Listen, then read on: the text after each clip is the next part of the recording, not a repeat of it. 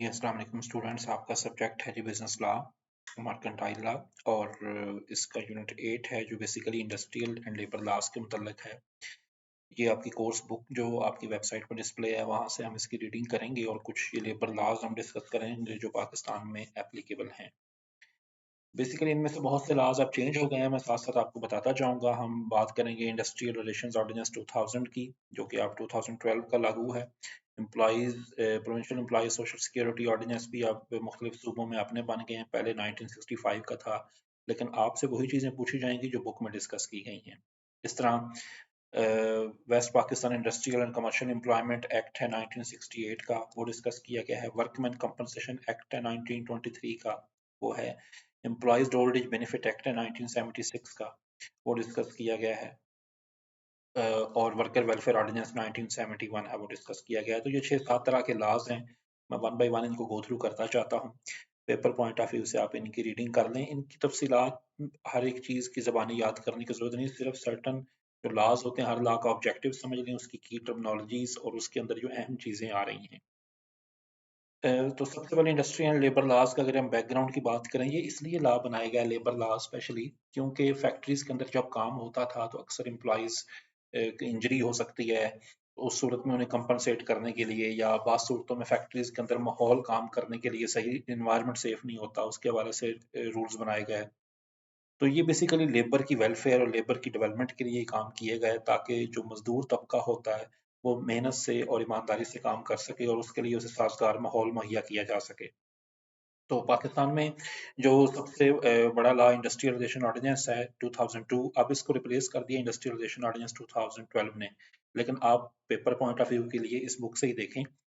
ये जो लॉ है इसने बेसिकली वर्कर्स को राइट दिया है, right to association. Right to association का मतलब है कि वर्कर्स आपस में मिलकर ट्रेड यूनियन बना सकते हैं, अपनी यूनियन बना सकते हैं, वोटिंग आपस में करा सकते हैं और उसके जरिए आपस अपने नुमाइंदे मुंतखब करके मैनेजमेंट तक, कंपनी की मैनेजमेंट तक अपनी बात पहुंचा सकते हैं। यहाँ पे कॉन्सेप्ट है कलेक्टिव बार्गेनिंग एजेंट का। देखें, एक ही कंपनी के अंदर कई तरह की यूनियन हो सकती हैं, जो लेबर यूनियन हो सकती हैं। तो जो भी लेबर यूनियन जिसके पास लेबर की 33% या उससे ज्यादा नुमाइंदों की पोजीशन हो, मेंबरशिप हो, तो उसे राइट दिया जाएगा कलेक्टिव बार्गेनिंग एजेंट का।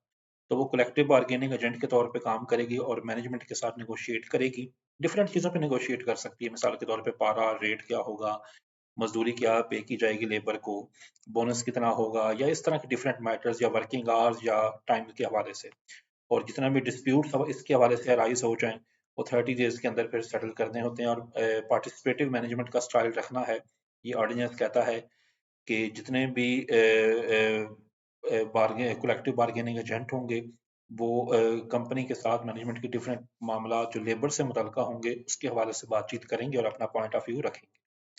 जो दूसरा लॉ है जो वो provincial employees social security ordinance है 1965। अब हर सूबे ने अपने अपने सोशल सिक्योरिटी के लॉज बना लिए हैं।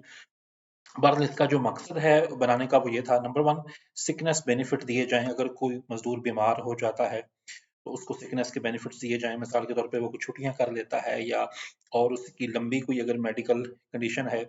इसके अलावा अगर उसको कोई इंजरी हो जाती है तो उस सूरत में उसे कितनी वेज दी जाएगी, यानी 4, 5 और 6 दिन अगर वो छुट्टियां करता है या उससे ज्यादा उसका टाइम पीरियड एक्सटेंड होता है तो उसमें फिर लिमिट लगाएगी 180 डेज की। फिर डिसेबलमेंट पेंशन की बात की गई, अगर फैक्ट्री में काम करते हुए वो मजदूर डिसेबल हो जाता है कोई केमिकल गिरने से, किसी मशीन में आने से, तो उस सूरत में उसको एक ये फार्मूला है जिसके हिसाब से उसे डिसेबलमेंट पेंशन दी जाएगी। फिर डिसेबलमेंट ग्रेचुटी की भी बात की गई, वो भी फार्मूला यहाँ पे लिखा हुआ, आप सिर्फ फार्मूले को अंडरस्टैंड कर लें, वो आपके लिए काफ़ी होगा। सर्वाइवर्स पेंशन की बात की गई, अगर मजदूर फैक्ट्री में काम कर रहा है और उसकी डेथ हो जाती है तो उस सूरत में जो पीछे उसके वर्सा हैं उनको किस हिसाब से बेनिफिट दिए जाएंगे। और मैटरनिटी बेनिफिट्स की बात की गई, मैटरनिटी लीव्स जो वीमेन की होती हैं। इस तरह अगर डेथ हो जाए तो डेथ की सूरत में क्या तरीकाकार होगा, ये भी टेबल में आपके सामने लिखा हुआ है। फिर West Pakistan industrial and commercial employment act है जी 1968 का। ये भी हर इंडस्ट्रियल अंडरटेकिंग पे अप्लाई होता है जहाँ 20 या 20 से ज़्यादा मजदूर काम कर रहे होते हैं।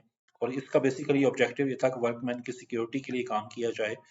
और अब इसके सर्टन आगे पॉइंट्स बयान किए गए हैं जिसमें ग्रुप इंसेंटिव्स की बात की गई है, ग्रुप इंश्योरेंस की बात की गई है। कि आप एम्प्लॉयज़ की करवाएं, जिससे अगर उन्हें कोई मसला हो तो फिर उन्हें अमाउंट दी जा सके। इस तरह कंपल्सरी बोनसेस स्पेसिफाई किए गए, अगर एक खास अमाउंट प्रॉफिट की होती है तो उसमें से इतनी अमाउंट बोनस के तौर पे मजदूरों को दी जाएगी। और स्टैब्लिशमेंट या फैक्ट्री क्लोज होने की सूरत में क्या होगा, और वर्कमैन को डिसमिस कैसे किया जाएगा जॉब से। ऐसा नहीं कि बस वर्बल ऑर्डर पे कर दिया जाए, तो उसका प्रॉपर तरीकाकार क्या रखा जाएगा। तो ये आगे स्टेप्स डिस्कस किए गए हैं, इनको बेशक आप स्किप कर दें लेकिन रीडिंग इसकी कंप्लीट कर दीजिएगा।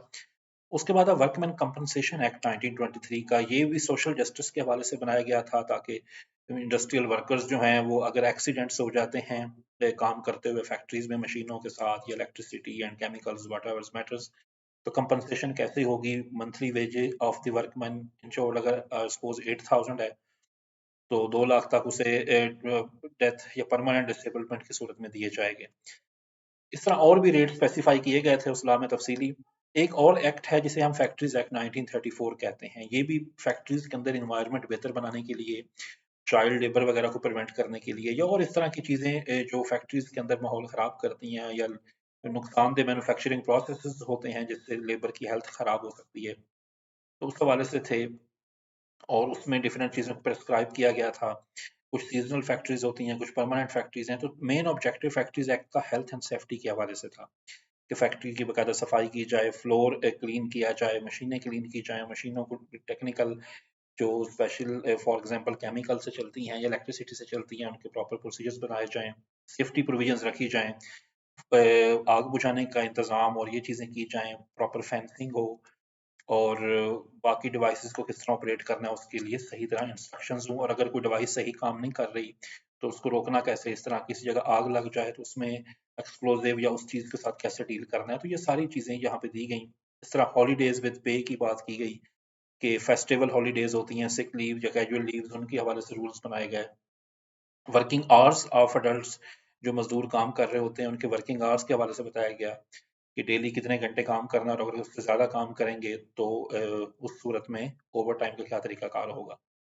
फिर एक लॉ है जी, employees old age benefit act 1976। इसमें बताया गया है कि जब एम्प्लॉयज ओल्ड एज तक पहुंच जाए, यानी 60 ईयर एज या उससे अबव, तो उस सूरत में एक पेंशन का राइट भी उन्हें होना चाहिए ताकि वो ओल्ड एज सही तरह गुजार सकें। उस सूरत में कहा गया कि जो भी कंपनीज हैं जो एक खास लिमिट ऑफ एम्प्लॉयज जिनके पास हैं, वो हर महीने अपने एम्प्लॉय का एक खास कंट्रीब्यूशन, EOBI एक इंस्टीट्यूशन है, उसको भेजा करेंगे। और वो एम्प्लॉय की तरफ से भी एक खास कंट्रीब्यूशन, अगर सपोज उसकी सैलरी में से 2% काटा जाएगा और एम्प्लॉयर भी 2% कंट्रीब्यूट करेगा, वो सारा पैसा EOBI के पास पड़ा रहेगा, वो उसको आगे इन्वेस्ट कर सकते हैं।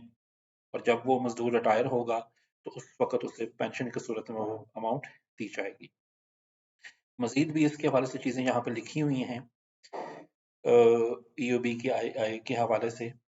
और बाकी जो लेंथी इसके रजिस्ट्रेशन और प्रोसीजर्स की जो बात से ज़्यादा ज़रूरी नहीं, बस ओल्ड एज पेंशन का कॉन्सेप्ट जो है वो आपको क्लियर होना चाहिए कि EOBI जिस मकसद के लिए बनाया गया, और ओल्ड एज ग्रांट के हवाले से, और बाद और सूरतों में सर्वाइवर पेंशन की भी प्रोविजंस इसके अंदर मौजूद हैं।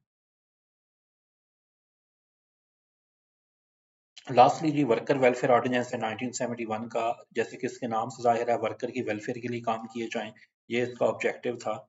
और वर्कर की वेलफेयर के हवाले से जो काम किए जाएं, उसमें फिर वर्कर वेलफेयर फंड के अंदर हर कंपनी जो होती है उसने अपने मुनाफे का 2% कंट्रीब्यूट करना होता है, जो हर साल मुनाफा हो। ये जितने पैसे इकट्ठे होते हैं, इनको फिर इनका स्पेशल पर्पस बनाया जाता है कि इस अमाउंट को इकट्ठा करके मजदूरों के लिए घर बनाए जाएंगे, या उन्हें कंस्ट्रक्शन के लिए हेल्प की जाएगी, या उनके बच्चों की तालीम, ट्रेनिंग और रीस्किलिंग के लिए काम किया जाएगा, या और उनकी वेलफेयर के कोई एक्सपेंडिचर्स वगैरह मीट किए जाएंगे। तो ये इसके पर्पस होगा। इस तरह इसकी गवर्निंग बॉडी बनेगी, जितना वर्कर वेलफेयर फंड के अंदर अमाउंट इकट्ठी होती है उसको गवर्न करने के लिए और उसके सारे मैटर्स के साथ डील करने के लिए। और इस फंड के अंदर फिर डिफरेंट एजुकेशन, हेल्थ और वर्कर्स की वेलफेयर की डिफरेंट जो एस्पेक्ट्स हैं उनके हवाले से बात की जाएगी, और उसके सारे प्रॉपर बुक्स ऑफ अकाउंट्स रखे जाएंगे, और वर्कर वेलफेयर बोर्ड इसके हवाले से बनाए जाएंगे। तो ये जो यूनिट था, इसके अंदर जो लेबर लॉज 6-7 हमने डिस्कस किए, इन सबको वो थ्रू कर लें ताकि आपके एक बेसिक आइडिया हो कि लेबर लॉ के अंदर कौन कौन सी चीज़ें कवर होती हैं, और लेबर या वर्कर्स के कौन कौन से राइट्स होते हैं जब बिजनेस हो रहा। तो यहाँ पे आपका कोर्स एक लिहाज से कंप्लीट हो गया। सारे इंपॉर्टेंट टॉपिक्स हमने इसमें डिस्कस कर दिए हैं। नेक्स्ट यूनिट जो है